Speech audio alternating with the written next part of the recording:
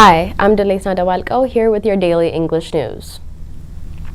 WHO Director General says the lives of millions of people are at stake in the northern Ethiopia. U.S. pushes diplomacy and prepares sanctions as Ethiopia launches its new offensive. Turkey expands armed drone sales to Ethiopia as well as Morocco. Member of the Central Command of Tigray Forces, Getachew Reda, says Tigray forces have successfully pushed back the enemy and captured most of the commanding heights in all fronts. Tweeting, "We will go as far as it takes to break the siege on the children and the women of Tigray." He wrote this on the third day of what he called Abiy's so-called final offensive.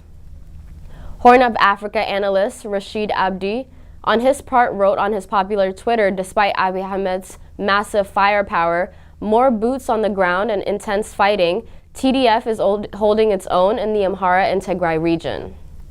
He also wrote, Ethiopian Defense Forces attempts to retake districts in the western Oromia from the Oromo Liberation Army has also failed.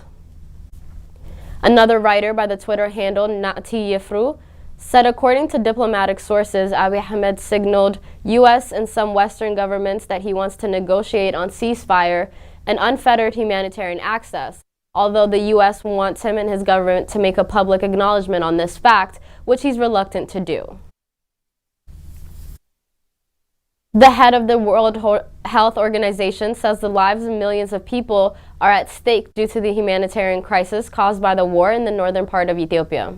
Dr. Tedros Ghebreyesus made the remark while opening the media briefing on the COVID-19 case yesterday. As an Ethiopian from Tigray, this crisis affects me personally.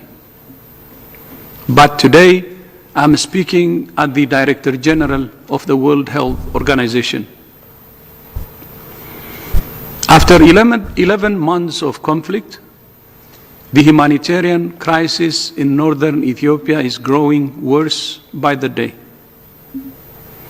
Up to 7 million people are in urgent need of food and other aid across Tigray, Amhara, and Afar.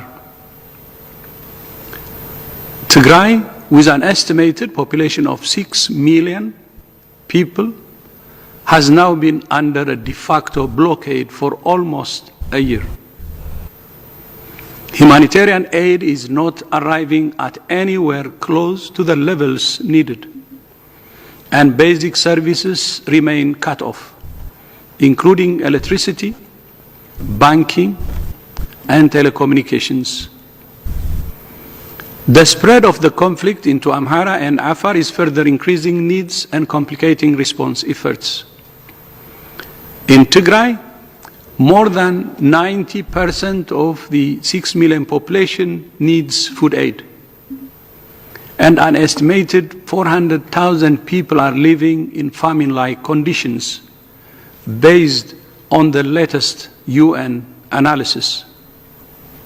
Fuel shortages, a continuing communications blackout, and other challenges make it difficult to assess the exact extent of the need. But we are seeing acute malnutrition rates at levels comparable to those we saw at the onset of the 2011 Somalia famine. The de facto blockade of Tigray is preventing us from getting aid to people in desperate need. Since the end of June, we have only had access to Tigray via one road through the neighboring Afar region, where movements are being severely restricted by official and unofficial checkpoints and roadblocks, insecurity, and other obstacles. The UN estimates that we need to bring in roughly 100 trucks of aid a day to meet basic needs in Tigray. But since July, the UN has only been able to move 10% of this into Tigray. The conflict has devastated Tigray's healthcare system, and no supplies of medicine have been allowed into the region since July. Just a fraction of health facilities in Tigray remain operational due to a lack of fuel and supplies. People with chronic illnesses are dying due to lack of both food and medicine. Nearly 200,000 children have gone without critical vaccinations. When people do not have enough food, they are more susceptible to deadly diseases as well as the threat of starvation, and that's what we are now seeing in Tigray. WHO will continue to do everything we can to provide essential life-saving support to all those affected by this crisis. WHO and our partners ask for unfettered access to the affected regions. The lives of millions of people are at stake. U.S. pushes diplomacy and prepares sanctions as Ethiopia launches a new offensive in the brutal war, risking famine. Temnit Bayru has more. Nearly a month after President Biden created a new U.S. sanction authority and threatened to impose economic penalties on Ethiopia's leaders unless they halted a conflict in the country's northern region, that same war is now escalating. The worsening fighting put millions of lives at risk amid reports of famine-like conditions already faced up to by 900,000 people, and severe food insecurity impacting 6 to 7 million, according to U.S. officials. The U.S. announced Tuesday it is providing $26 million more in humanitarian aid, but that will do little to stop the suffering. Aid convoys into Tigray region have been blocked and attacked throughout the conflict, with a brutal blockade by the Ethiopian government for nearly 110 days, keeping resources like food, fuel, and medicine out of Tigray. Looking forward, it is pretty dark and pretty bleak without a significant change, either politically or militarily. I hate to say that, but the status quo really cannot continue. The famine is already going to start taking more lives at an accelerated pace, said David Del Conte, the former deputy director for Ethiopia at the United Nations Humanitarian Agency. Spurred by similar warnings, the U.S. seemed to kick diplomacy into a higher gear this week. The U.S. hosted a summit of high-level donor countries to urge humanitarian access and a halt to fighting, openly weighing the possibility of a humanitarian airlift. Secretary of State Anthony Blinken also met with the African Union's envoy, trying to negotiate a ceasefire. But once again, all warning seems to be falling on deaf ears. In the past week, the Ethiopian government launched a new major military offensive against Tigrayan forces that have been at war with the federal government since last November. Tigrayan forces say that Ethiopian forces, backed by troops from the neighboring country Eritrea and neighboring province Amhara, have launched attacks on several fronts, according to the Associated Press. Blinken has said the U.S. has seen reports of ethnic cleansing, but increasingly, reports from the region are hard to come by because of the Ethiopian government's communication blackout. State Department spokesperson Ned Price said Tuesday that the U.S. was aware of the reported offensive, adding, "Escalating fighting undermines the critical efforts to keep civilians safe and the ability of international actors to deliver humanitarian relief to all those in need, and we know there are too many in need." The Biden administration is considering the full range of tools, including using those economic sanctions that Biden authorized last month, Price added. One source familiar with the administration's plans said those sanctions are being prepared, although Price declined to preview any announcement Tuesday. But it is unclear what, if any, effect that will have on Ethiopian officials up to and including Prime Minister Abiy Ahmed. From Abiy Ahmed's perspective, this fight is existential, at least politically for him. So the idea that these sanctions are going to make him turn on a dime and reevaluate the nature of the campaign is unlikely, said Hardin Lane, Vice President for Programs and Policy at Refugees International, an advocacy group. But, he added, it is an important tool that could erode support of those around Abiy Ahmed. Abiy Ahmed's blockade has created shortages of food, fuel, medicines, and medical supplies, and cash in Tigray, while continued fighting threatens to heighten humanitarian crises in neighboring regions. The United Nations, aid groups, and other countries, including the U.S., have increasingly sounded the alarm about the risk of a massive famine in Tigray and beyond, especially now in Amhara and Afar. According to U.S. officials, in total, more than 2 million people have fled their homes. Tens of thousands have fled across the border into neighboring Sudan as refugees. Already, there are reports of people starving to death. U.S. Aid Administrator Samantha Power said yesterday that people are going multiple days without food, left to eat leaves. Innocent Ethiopian lives depend upon the government of Ethiopia immediately reestablishing communications, banking, and other vital services within Tigray, and fully restoring transport corridors and air linkages to Tigray, said Power, who convened Tuesday's high-level meeting of G7 countries and other major donor countries. The countries discussed the feasibility of augmenting road operations, which are falling to meet urgent humanitarian needs due to the government obstruction by expanding air operations to deliver relief supplies directly into the region. That kind of airlift would still require Ethiopian government's permission, however, would be far less effective at bringing supplies than convoys of trucks, according to Del Conte. One cargo aircraft would cost more than 100 trucks in a convoy, said Del Conte, while feeding only about as much aid as what one double-trailer truck could carry. Blinken held his own high-level meetings Tuesday on Ethiopia. He met one-on-one first with the African Union's Obasanjo, former Nigerian president now serving as special envoy to the Horn of Africa. Before they joined, Sudanese Prime Minister Abdullah Hamdok, who heads the regional bloc, the Intergovernmental Authority on Development, along with the EU and UK's top diplomats from Germany and France. Together, they discussed the conflict and agreed to urge the parties to the conflict to immediately end abuses, to enter into negotiations toward a ceasefire, and to lay the foundation for a broader and inclusive dialogue to restore peace in Ethiopia and preserve the unity of the Ethiopian state, Price told reporters during a briefing.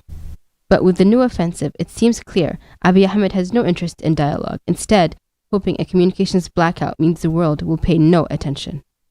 The government in Addis has shown remarkable commitment to a military solution to the conflict, said Del Conte, now the leader of the Refugees International Stop Tigray Famine campaign. What we see out of northern Ethiopia is going to be dramatic and significant. I am deeply concerned at the unwillingness to change the directions in any way. The UN says the delivery of humanitarian supplies into Tigray remains heavily constrained.